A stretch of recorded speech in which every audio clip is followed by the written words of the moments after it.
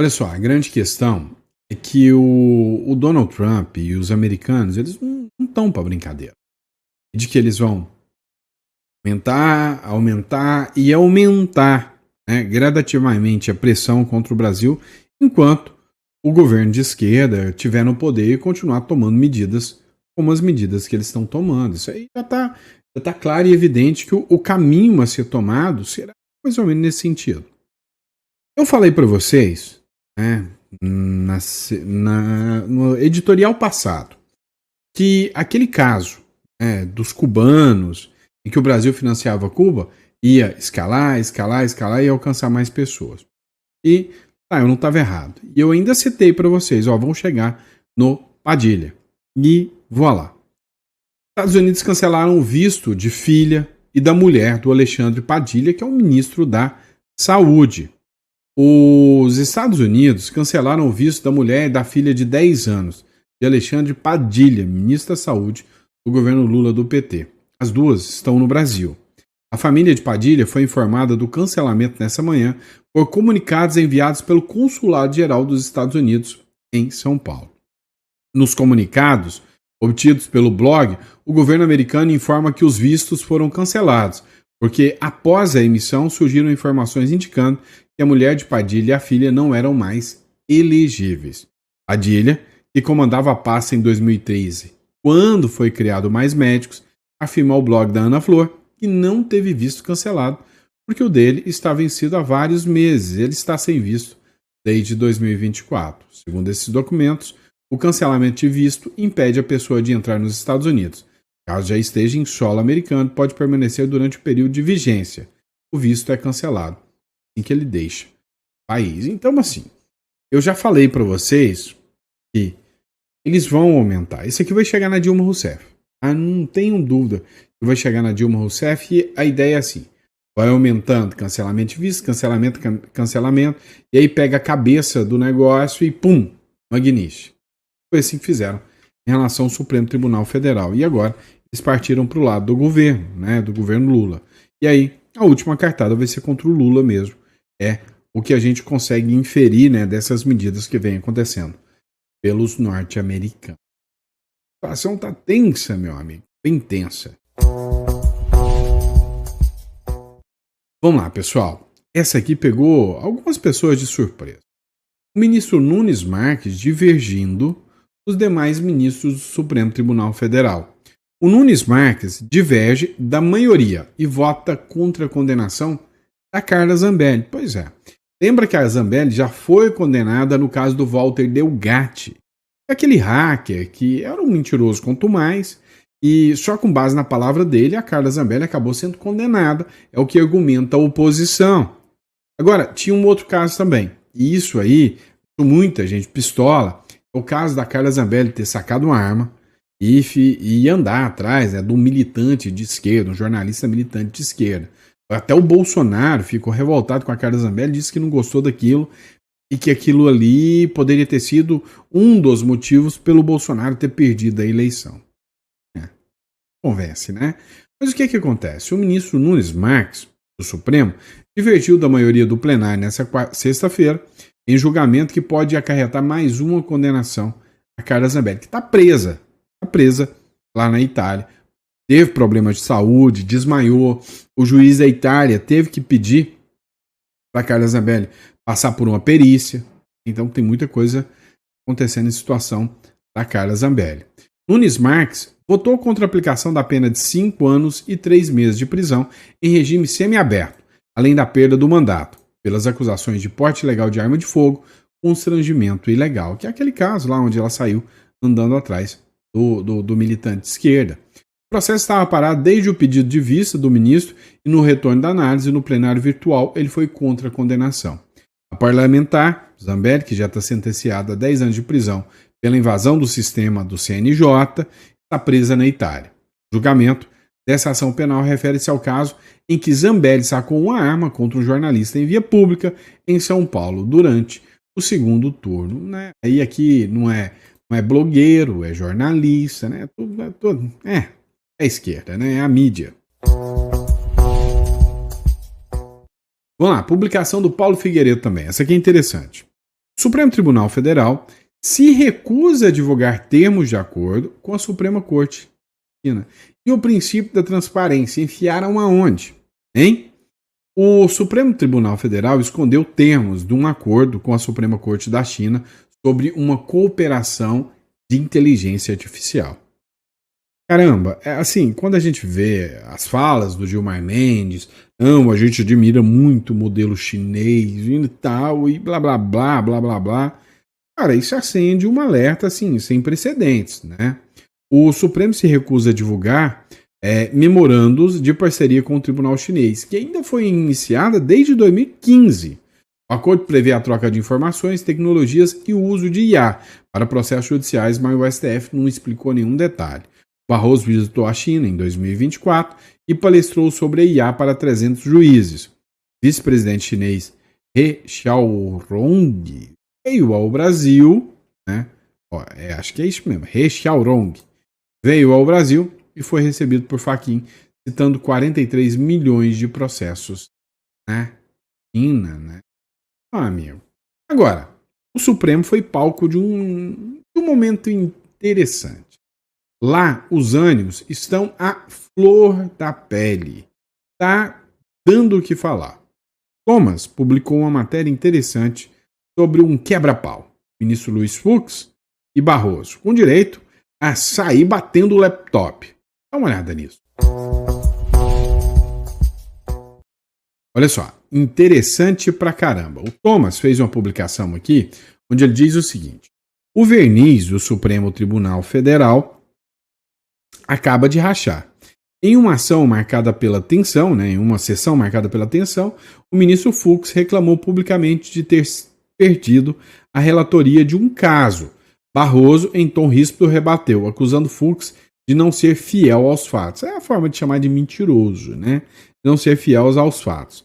Gilmar Mendes, no painel de apaziguador, tentou acalmar os ânimos, mas o Fux, visivelmente irritado, retrucou. O barulho de um notebook fechando, com força, marcou o fim da sessão. É quebra-pau supremo. Merecia Vossa Excelência permanecer como relator. Disse, Vossa Excelência não quer permanecer como relator, apenas reajustando. Vossa Excelência disse, não quero reajustar. Não, reajustar, mas Vossa Excelência não me ofereceu como relator. Vossa Excelência passou direto à relatoria. Absolutamente. Pode resgatar a sessão, e eu disse, porque tenho a maior consideração por Vossa Excelência, e Vossa Excelência não está sendo fiel aos fatos. Eu disse, Vossa Excelência não quer reajustar para permanecer como relator? E Vossa Excelência disse, não, porque isso seria uma desconsideração com quem me acompanhou. Exato. Aí disse, então tá, então o redator para o acordo fica o ministro Flávio Dino. Portanto, Vossa Excelência está criando uma situação que não existiu. Desculpe. Já aconteceu comigo, no caso de insignificância. Eu fiquei vencido numa parte, eu disse, então tá, eu reajusto para perder a relatoria. Mas todos nós reconhecemos a qualidade do seu voto. Não, eu só queria consignar, ministro Gilmar, porque eu não queria deixar passar isso. Está encerrada a sessão. Bom. Pois é, o pessoal ficou nervoso. Você viu? Bravos. Sabinhos, né? Que nervosos não. Hoje é um dia magnífico. Tá? Muito bom dia, tá um dia maravilhoso. Bom, vamos lá, pessoal. Outro ponto, vamos falar sobre, o sistema bancário, o sistema mobiliário do Brasil. Será que pode ser afetado, por essa loucura que se tornou o governo brasileiro? Acompanha comigo. O Leandro Ruschel fez uma publicação aqui respondendo uma pergunta. Essa crise política vai afetar o ramo imobiliário? Fica com Deus. Achei interessante, vamos contrapor a isso aqui. Essa crise política vai afetar o ramo imobiliário? Fica com Deus. Você também fica com Deus. Não é só o ramo imobiliário. Não é uma crise política que está começando agora. A partir do momento que nós tivemos a emergência desse estado de censura e repressão, os negócios são diretamente afetados. Porque quem é que vai investir, quem é que vai se sentir tranquilo em investir num país em que você não sabe como é que será amanhã, semana que vem, mês que vem, em que retiraram o sujeito da cadeia para colocar na presidência, em que sai uma decisão de manhã sobre qualquer coisa, de tarde sai uma diferente, uma revisão daquela decisão. Nesse ambiente, especialmente as pessoas que têm recursos e os investidores externos tiram o pé, né? Por que eu vou investir num lugar que não há a menor segurança, em todos os sentidos, né? Não há a segurança física no Brasil. Você andar na rua no Brasil é um perigo. É impossível fazer negócios no Brasil de uma maneira tranquila. Então, isso afeta tudo. A questão é que o aprofundamento dessa crise, enquanto o país não for pacificado, enquanto não houver uma mínima volta a uma normalidade, né, judicial, democrática, todos os setores vão ser afetados. Essa crise... Eu não penso diferente. Eu penso exatamente como foi dado aqui o comentário aqui do Leandro aqui, né?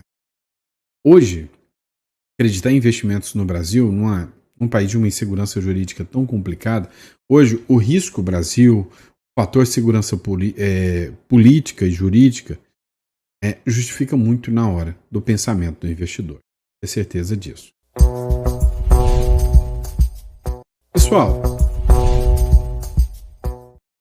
Pessoal, vamos lá. Olha só. O Eduardo Bolsonaro deu uma entrevista nos Estados Unidos, onde ele falou o seguinte: olha, não existe qualquer cenário em que o Supremo Tribunal Federal possa sair vitorioso dessa batalha. Dá uma olhada no que ele falou aqui e compensa, né, uma análise sobre as falas do deputado. Hoje é exilado lá nos Estados Unidos. Dá uma olhada. O que ele falou aqui vale a pena a discussão. É natural a extensão da Lei Magnitsky para a esposa do Alexandre de Moraes, porque a Lei Magnitsky é conhecida popularmente como a pena de morte financeira, e é notório que a renda do Alexandre de Moraes, que recebe um salário semelhante de deputado federal, mas usa um relógio, por vezes, aí de luxo, né, que não condiz com o salário que ele recebe, e obviamente ele não sobrevive do salário dele. Então, é notório que esse financiamento para o Alexandre de Moraes vem em parte através da mulher dele, que inclusive é uma advogada que se tornou de grande sucesso após a nomeação do Alexandre de Moraes para a corte. Eu acho justo, eu acredito fortemente que o ministro Padilha está incluso nessa lista de sanções. Eu vejo o secretário Rubio muito, como é que pode dizer, muito sereno na maneira como ele compartimenta a informação e ele não solta listas, etc. Mas eu acho difícil você imaginar que eles vão dar um recado ao governo brasileiro tratando de mais médicos, falando em sanções, e isso daí não alcançar Dilma ou o próprio ministro Padilha. Então, Moraes... Pois é, né? Hoje o cenário para o Supremo Tribunal, diga-se de passagem, não é dos melhores que se possa esperar. Eles estão enfrentando nada mais nada menos do que Donald Trump. Não é brincadeira enfrentar. Vamos lá, próximo bloco a gente vai falar do Nicolas Ferreira. É o seguinte, tem um vídeo do Felca, que é esse humorista aqui, que está viralizando. Viralizando porque ele expõe, de certa forma, né, um sistema de adultização das crianças. Ou seja, né, um sistema que você pega crianças e coloca elas como se fossem mulheres de vida sexual ativa, uma coisa assim absurda, e que agora a esquerda está tentando encampar isso. Uma olhada nesse vídeo do Nicolas, acompanha comigo. Escroto, canalha e oportunista. O Felca? Não, Felca não. Tô falando da esquerda. Esquerda que se aproveitou de uma denúncia justa feita por ele sobre combate à adultização, sexualização de crianças e adolescentes. Pauta que, convenhamos, que há anos pessoas estão denunciando isso, mas agora é muito grave o que está acontecendo. Engraçado, né? Porque essa pauta não era da extrema-direita, dos cristãos, pauta religiosa, e agora todo mundo começou a falar a respeito disso. Vamos ver o que está acontecendo? Em 2023 foi lançado o filme O Som da Liberdade. E como que a mídia divulgou? Mobilização de evangélicos e bolsonaristas para filme ser líder de bilheteria no Brasil. Mas afinal de contas, Nicolas, esse filme era sobre o quê? Pois é, é sobre exatamente o tema que todos agora estão dizendo que estão preocupados em combater, que é a exploração sexual infantil. Ou seja, há pouco tempo atrás, se você mobilizasse as pessoas para poder voltar sua atenção para o tema de exploração sexual, você era taxado disso aqui. A esquerda e a mídia não somente tentaram taxar o filme, como também promoveram o cancelamento dele, porque basicamente o filme era um delírio oriundo da extrema-direita. Lá no Congresso, quando a esquerda teve a oportunidade de tomar mais uma medida, porque para mim qualquer medida contra pedófilo é válida. Daí 85 votaram contra a castração química para pedófilos. Janones votou não para a castração química. O PSOL inteiro votou não também. E o PT, maioria esmagadora, também vota não. Daí vem uma outra proposta para poder aumentar pena para crimes hediondos. Isso inclui estupro de vulnerável, pedofilia. O PT e o PSOL votam contra mais uma medida para poder também punir pedófilos. Ah, Nicolas, mas aumentar pena para criminosos não resolve. Tá bom. Aí vocês pedem 17 anos de cadeia para uma mulher que escreveu com um batom uma estátua Perdeu o Mané. Vai enganar outro. Até mesmo porque eu duvido, se a gente fizesse uma nova constituinte e colocasse prisão perpétua para crime, por exemplo, de pedofilia, eu duvido que a esquerda seria favorável. Até hoje, o Lula não criou o Cadastro Nacional de Pedófilos e Predadores Sexuais, mesmo depois da lei ser aprovada no Congresso Nacional. Quando a Damares denunciou o que estava acontecendo na Ilha do Marajó, vários políticos, artistas de esquerda zombaram da cara dela e inclusive pediram a cassação do mandato dela. Todos esses aqui da esquerda não assinaram a CPI, que era para investigar os casos de abuso sexual, exploração sexual na Ilha de Marajó. Na época eu fiz vídeo, arrecadei recursos e sabe o que o Ministério dos Direitos Humanos fez? Rebateu fake news. Calma, vamos lá, que pior assim, e muito. A Antônia Fontinelli, ano passado, denunciou o mesmo influenciador Ítalo Santos, que agora está aí em voga. E o que a justiça fez? Pediu a remoção do vídeo, porque sobre acusações que ele estava, entre aspas, a Globo colocou aqui, sexualiza a criança. E pior, ele acionou a Fontinelli pela prática de 3 crimes. Ela teve ainda que pagar multa para a justiça por conta da mesma denúncia que está sendo feita agora. Daí, agora, depois desse vídeo, o que o governo do Lula faz? Bem rápido. Aumento de pena para pedófilo? Não. Castração química? Não. Botar pedófilo na cadeia? Não.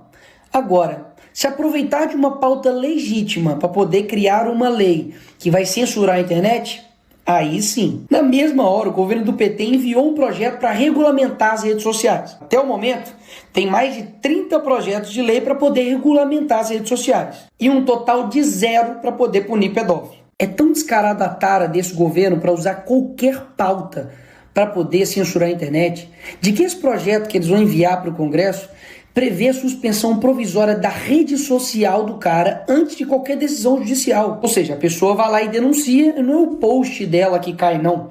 É a rede social dela inteira. E o problema disso é que as plataformas vão simplesmente automatizar a derrubada de contas, porque afinal, são milhões de conteúdos postados todos os dias. É impossível verificar todos. E daí basta eu denunciar aquilo que eu quero que derrube, fazer um monte de gente lá e denunciar, e pronto, derrubado. E sabe quem vai analisar se derruba ou não a rede social? O Ministério da Justiça, do PT. Ou seja, numa canetada o governo decide derrubar ou não as suas redes sociais, baseado em denúncia de qualquer pessoa. E deixa aqui eu refrescar a sua memória para poder te lembrar quem é a turma que está dizendo que tem que fazer isso tudo nas redes sociais para poder proteger crianças e adolescentes. A mesma turma que defendeu a arte de crianças fazendo uma performance com um homem pelado. Criança tocando a mão, o pé e o tornozelo desse homem que está deitado no chão nu. O artista estava representando a performance La Bête. É a mesma turma que quando a conservadora, cristã, Dona Regina falou isso daqui... A senhora me falava agora, a senhora não é bem a favor, por quê? Me explica. Eu não sou contra a arte que foi exposta, mas sou contra a exposição da criança ali daquela forma. Mesmo tendo lá o aviso, porque tinha, né, a placa para os pais e tal, mesmo tendo esse aviso de cautela... Eu sou contra essa mãe que levou a criança lá, porque a mãe, tudo bem. Um adulto, né? Tudo bem. Mas a criança, eu acho que... Será que foi preparada essa criança? André, pra você, o que você acha isso aí?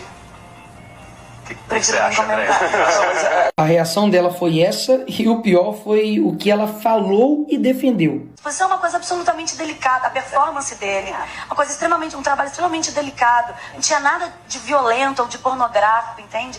Há uma distorção muito grave do que houve ali, tomando proporções inacreditáveis. É terrível que um corpo nu seja um choque, inclusive para um brasileiro. É criança.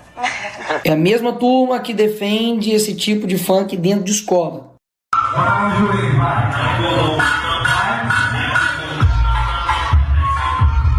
É a mesma turma que diz que uma apresentação chamada Cavalo Tarado para crianças, gastando 50 mil reais de dinheiro público, é arte. Galopa, galopa, galopa, turma e senta e rebola. Galopa, galopa, galopa, galopa.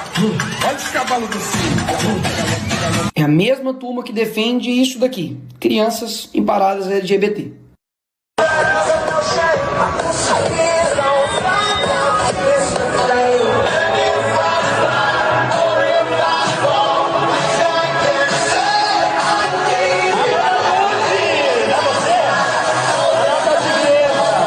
A mesmíssima turma que quer me botar na cadeia porque eu botei uma peruca, mas que quando abraça uma condenada por estupro, por matar um menino, mas que era trans, aí tudo bem.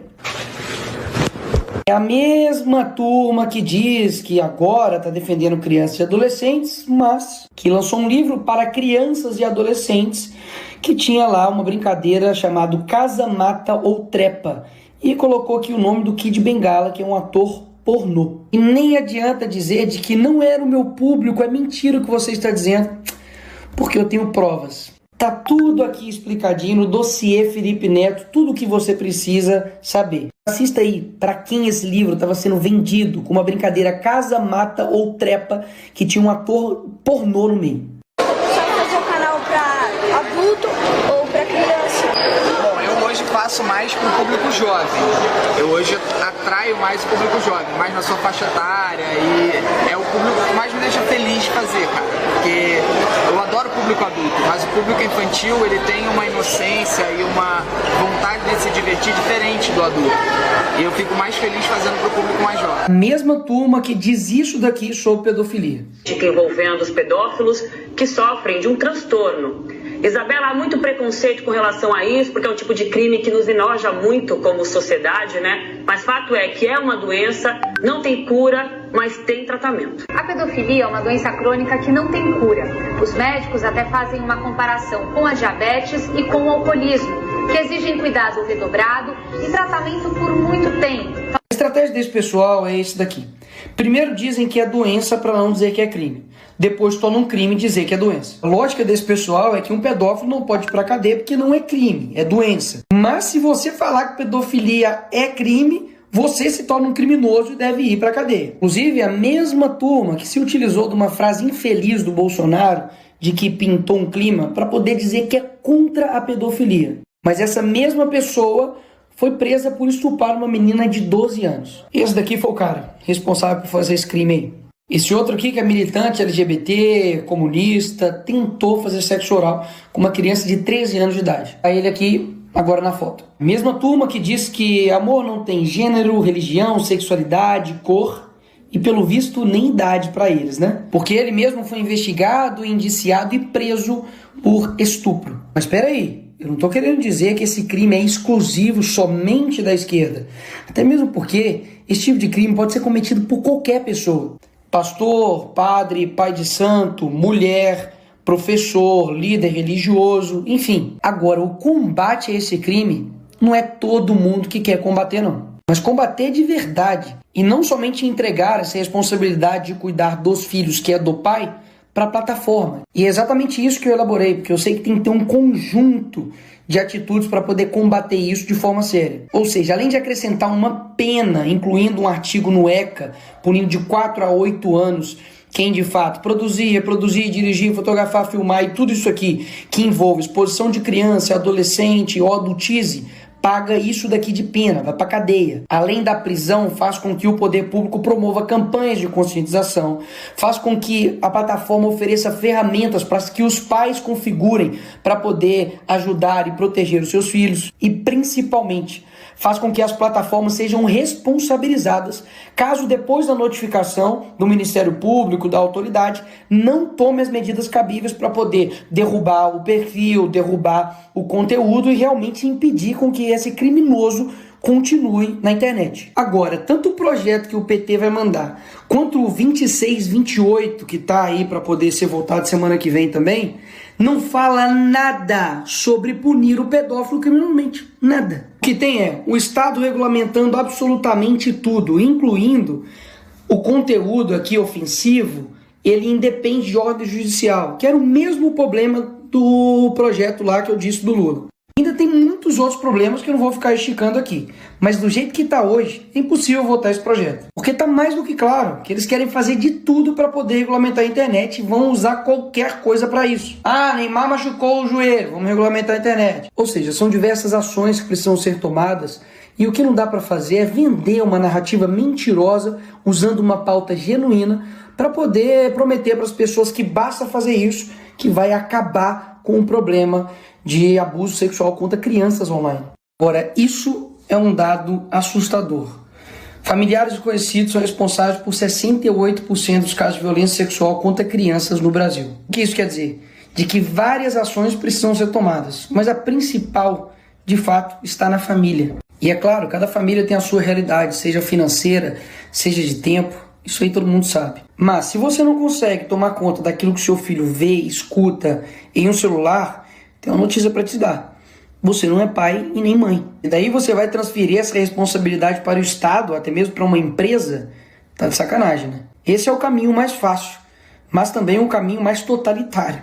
Porque daí o Estado vai tomar conta de tudo. Se ele toma conta do seu filho, o que mais ele não vai tomar conta? Agora, escolhas fáceis, qualquer um faz. Agora, cuidar dos filhos realmente é uma tarefa difícil. Mas se você tomasse algumas medidas de prevenção, como por exemplo, não deixar o seu filho, a sua filha ir dormir na casa dos outros, principalmente de familiares, supervisionar o seu filho, conversar, dialogar, preservar a sua intimidade para que ele não veja você nu, isso impedisse, ou ao menos reduziria e muito, a chance dele sofrer e ser vítima de um crime horrendo, como por exemplo o estupro de vulnerável, você não faria? Ou seja, todo mundo sabe que não é fácil cuidar de uma criança, mas a omissão e a falta de cuidado dos pais em cuidar das suas crianças que está fazendo com que elas fiquem expostas a todos esses tipos de criminosos. Enfim, vão excluir a família dessa equação, vão simplesmente dizer que, de fato, deixa ela de lado e joga tudo para o Estado. E a família? Fica onde nessa história? E sem falar que, por que você não ouviu ninguém falando a respeito do combate à pornografia, que é uma das causas principais que levam à perversão sexual e que levam uma pessoa a cometer esses crimes horrorosos? Percebe de que o problema é muito mais profundo. Eles estão querendo tratar com uma simplicidade sobre redes. É inacreditável. Tem vários influenciadores por aí que estão usando crianças para poder divulgar a sua arte com músicas obscenas. Vários, inclusive, utilizando as próprias filhas para poder ficar fazendo isso. Inclusive, vários pais e mães estão usando os seus filhos para poder colocar eles em apresentações com músicas obscenas, para poder fazer gestos obscenos, para poder, de fato, adultizar e sexualizar a sua própria criança.